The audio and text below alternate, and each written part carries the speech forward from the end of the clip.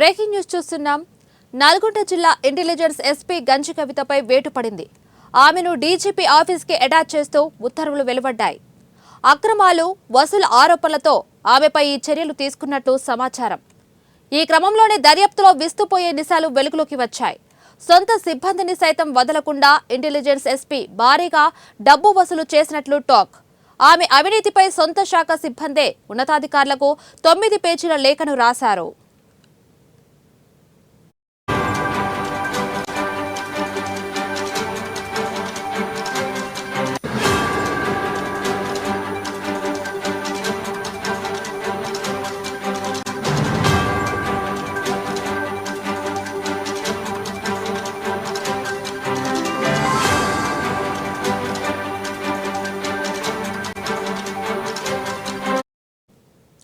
Intelligence విభాగంలో పోస్టింగ్ల కోసం లంచాలు తీసుకున్నట్లు ఆరోపించారు. అంతేకాకుండా సిబ్బందితో అధిక వడ్డీ, రియల్ ఎస్టేట్ వ్యాపారాలు సైతం చేయించినట్లు వారు లేఖలో పేర్కొన్నారు.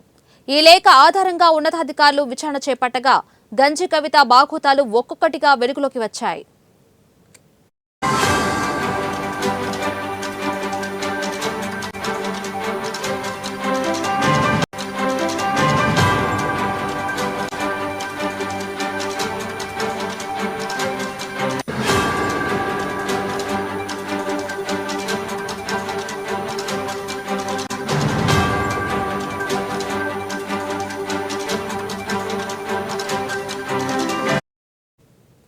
అయితే నల్గొండ జిల్లా ఇంటెలిజెన్స్ అధికారిగా గంజి కవిత 7 ఏళ్ల పాటు విధులు నిర్వహించారు.